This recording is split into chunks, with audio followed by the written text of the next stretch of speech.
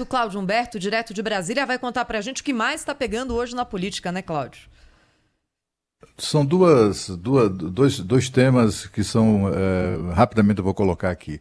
O primeiro é essa operação de hoje da Polícia Federal, da Lava Jato, né, em que a Polícia Federal cumpre mandados de prisão, 2 mandados de prisão, 6 mandados de busca e apreensão.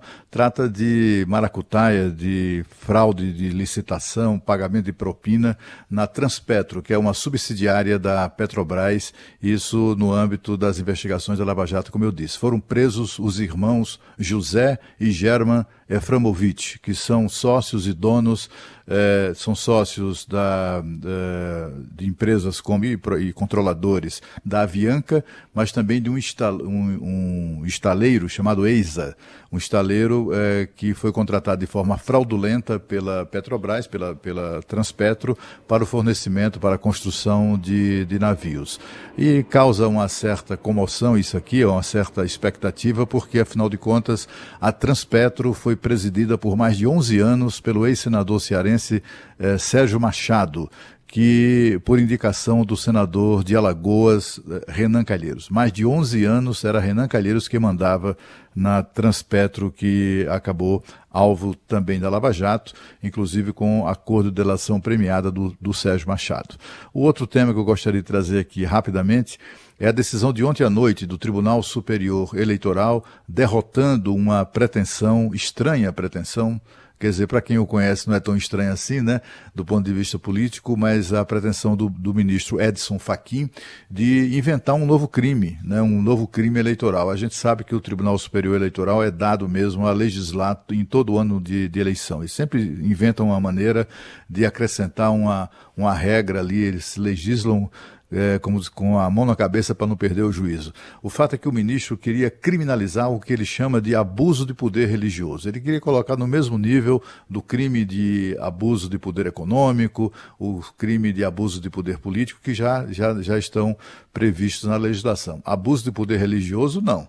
A estranheza disso tudo é porque isso foi interpretado, embora o ministro tenha negado essa intenção, isso foi interpretado como uma tentativa de impedir a repetição em 2022 do apoio que foi importante para Jair Bolsonaro, o apoio sobretudo do meio evangélico, para que o Jair Bolsonaro fosse eleito, né? Os ministros todos preferiram adotar a tese, a maioria deles, de que o que está em jogo é a liberdade de expressão. Quando o líder religioso recomenda voto a um candidato ou a um partido, ele está exercitando a sua própria cidadania e também a liberdade de expressão. É mais ou menos por aí. E o ministro Edson Fachin não se incomoda, por exemplo, com a influência, que é muito semelhante, por exemplo, dos líderes sindicais. Por que é que sindicalista pode influenciar a eleição, sindicato pode se engajar em campanha, pode se vincular a partido e líder religioso não pode, né? E há outros segmentos, assim... Professor, né, Cláudio? Aí tá falando de aula aí, né? Professor também fala. Professor que na sala de aula faz proselitismo político, né? E isso é muito questionado, enfim, é muito polêmica essa questão. É os artistas que que usam o seu prestígio para pedir voto para esse, para aquele, para aquilo outro. Por que é que líder religioso não poderia? A palavra hoje para isso é influenciador, né, Cláudio? Qualquer tipo de influenciadora. Exatamente. Eu acho que foi uma decisão boa, sensata, do Tribunal Superior Eleitoral, e o ministro Edson Fachin ficou sozinho, viu? Foi 6-1 a votação.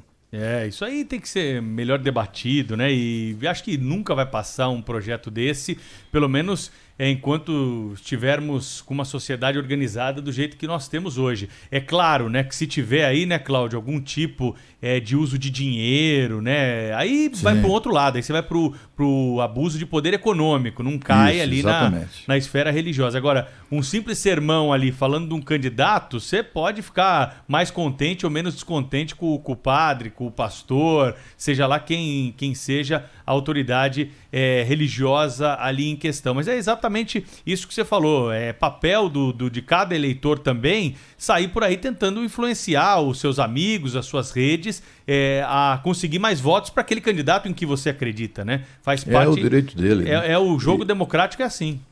Exatamente, aqui no Brasil e no mundo inteiro, né? É só você ver aí como são influentes, por exemplo, as lideranças religiosas nos Estados Unidos. Estamos falando da democracia mais sólida que existe no mundo, né?